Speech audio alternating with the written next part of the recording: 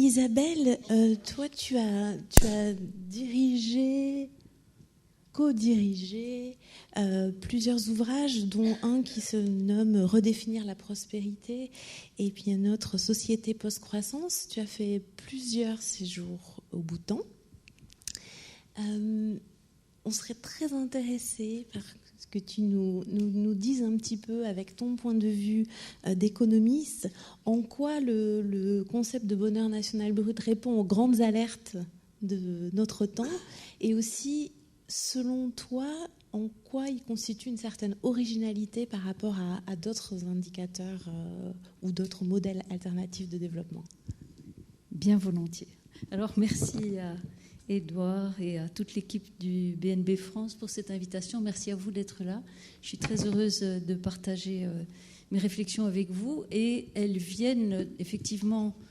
Donc, ce que je vais vous proposer, c'est mes réactions au bonheur national brut, avec mon bagage qui est celui d'une économiste qui a réfléchi, qui a travaillé sur la prospérité, sur la société post-croissance. Je voudrais poser 3 petits préalables. La première chose, j'ai été tout à fait envoûtée par le Bhoutan, et je vais vous présenter quelque chose de très positif, mais je suis quand même sortie de mon envoûtement et consciente de ce que ce pays n'est pas parfait. La deuxième chose, comme Tho l'a déjà dit, c'est que le concept peut nous inspirer, mais il n'est pas transposable tel quel. Donc ça, je vais vous dire 4 choses aussi. Je crois que, en fait, ce que mesure le Bhoutan, c'est pas du tout un bonheur personnel, mais c'est vraiment les conditions sociétales du bonheur, et il ne faut pas confondre. Le Bhoutan n'est pas le peuple le plus heureux, les Bhoutanais ne sont pas les plus heureux du monde. Et mon 4e préalable, c'est de dire, j'ai envie de vous partager beaucoup de choses. Je vais aller assez vite sur des graphiques que vous n'aurez pas le temps de détailler, mais qui sont là plutôt pour une vision impressionniste, d'avoir une idée générale. On peut y revenir tout à l'heure dans le débat si vous le souhaitez. Alors, oui, la première chose, c'est que je vais avoir 2 grands thèmes, mais le premier est plus long. Donc ne vous inquiétez pas si vous voyez que je n'arrive qu'au deuxième, au-delà de mon temps de parole. Le BNB, je pense, fait écho aux grandes alertes de notre temps, et pour moi, il est important, dans ce type de conférence, de vraiment reprendre conscience de ces alertes, et j'en vois essentiellement 3. Je pense, moi je suis habitée en tout cas par un sentiment d'urgence, et vous vous rappelez peut-être que 15 000 scientifiques ont fait un avertissement à l'humanité, c'était en 2017, en disant « il sera bientôt trop tard pour dévier de notre trajectoire vouée à l'échec, et le temps presse ». Et on sait qu'on n'agit pas suffisamment, nous sommes 2 ans plus tard, et personnellement je suis habitée par ce sentiment d'urgence, et il me semble que lorsqu'on discute du bonheur en entreprise, on doit quand même remettre cette perspective-là, l'avoir sous le nez, et se rappeler de la manière dont, ici, un autre groupe de scientifiques, mais quand même 29 chercheurs de renommée internationale, signaient un article dans la plus grande revue scientifique Nature, mettant en évidence 10 domaines d'alerte scientifique, dont bien sûr les plus connus sont la menace sur la biodiversité et sur le climat. Il y en a un 3e en jaune qui est le cycle de l'azote.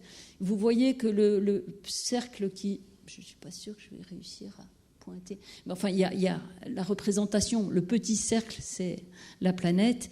Et tout ce qui est rouge est déjà en dépassement. Et le jaune, c'est gravement en dépassement.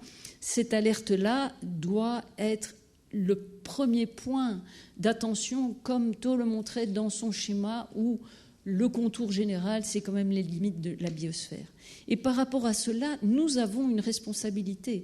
Alors, il y a un indicateur qui est très pédagogique, qui est l'empreinte écologique. Ici, vous voyez, d'après le Global Footprint Network, l'empreinte globale de la France, mesurée, d'habitude ça se mesure en hectares globaux, et ici, on a tout ramené à une planète. Si toute l'humanité vivait comme les Français, nous aurions besoin de 3 planètes. Nous n'en avons aucune. C'est dire aussi que tout ce que nous faisons dans nos modes de vie, nous les prenons soit sur les générations futures, soit sur d'autres parties de l'humanité qui ne peuvent pas se permettre ce mode de vie.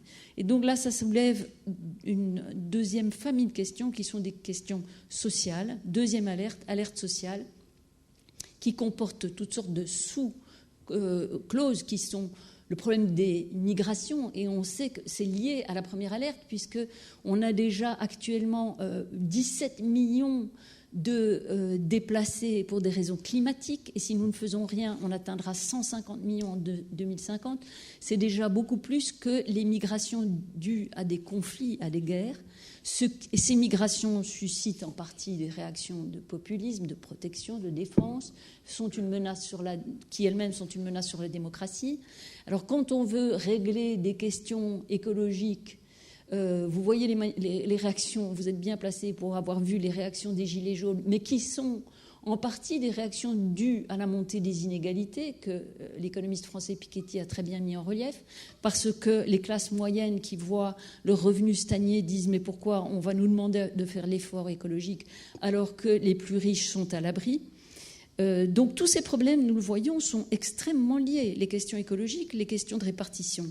Et j'emprunte à Thomas Piketty ce graphique qui est très parlant, qui montre la montée des inégalités à travers le monde entier depuis 1980. Alors l'Europe, déjà, on ressent fort la montée des inégalités. Chez nous, c'est la courbe verte, l'Europe, mais vous voyez que c'est encore bien pire dans d'autres coins du monde, en Chine, aux États-Unis, en Inde, c'est fulgurant. Alors la Russie, étrangement, je ne connais pas suffisamment la Russie, mais a réussi à casser un peu cette montée d'inégalités précédente. Alors, qui dit montée des inégalités de revenus, dit montée galopante, exponentielle des inégalités de patrimoine, parce que plus la richesse se concentre au haut de l'échelle, plus ceux qui sont dotés peuvent accumuler des patrimoines. Et voici un petit schéma visuel qui s'est aggravé de manière incroyable depuis que je le projette à mes étudiants. Maintenant, c'est 8 terriens, 8 humains, qui concentrent dans leurs mains un patrimoine équivalent à celui que détient une moitié de l'humanité, la moitié la plus pauvre de l'humanité. Quand j'ai commencé à parler de ces thèmes-là, c'était 500 dans le plateau de gauche. Et vous voyez que ça ne peut que se concentrer, ça va finir par 2, j'imagine, qui vont peut-être se reproduire, je ne sais pas. Enfin voilà, donc c'est vraiment un problème. Alors le comble de cette histoire, c'est qu'en fait, on sait qu'au-delà d'un certain seuil, l'argent ne fait pas le bonheur. Bien sûr, on a besoin au bas de l'échelle d'avoir un minimum. C'était la notion des besoins qui apparaissait dans le grand schéma que tu as montré. Mais ici, voici un extrait d'une étude belge, le rapport entre le revenu net normalisé qui est en abscisse, donc sur l'axe horizontal, et la satisfaction de vie qui est sur l'axe vertical. Alors on peut discuter à quel niveau est-ce que ça se retourne, mais en tout cas, toutes les études montrent qu'il y a, à partir d'un certain seuil, un retournement, c'est-à-dire que la satisfaction de vie n'augmente plus avec le revenu. Et si l'on fait ce même schéma, excusez-moi, je vais passer vite, quoique le graphique soit complexe, il mériterait qu'on s'y arrête, mais donc dans cette même comparaison, dans l'axe horizontal, c'est le revenu moyen, dans l'axe vertical, c'est le bien-être subjectif moyen, et ce sont tous les pays qui sont placés. Et en fait, on voit très bien que ce n'est pas...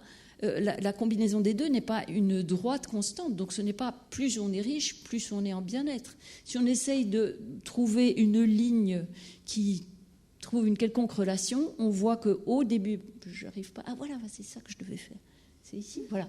Au début, vous voyez, ça monte assez vite quand le revenu est bas, et puis la courbe se rapproche d'une horizontale, ce qui veut dire que le revenu n'a plus d'effet sur le bien-être. La France se situe à un niveau de revenu relativement élevé, mais si on trace une droite horizontale à son niveau de bien-être, vous trouvez à un même niveau de bien-être des pays qui ont des revenus tellement inférieurs en Amérique latine ou en Afrique et qui déclarent un bien-être subjectif équivalent. Évidemment, ces données sont déjà anciennes. On y voit l'Argentine qui ne se déclare peut-être plus très heureuse aujourd'hui.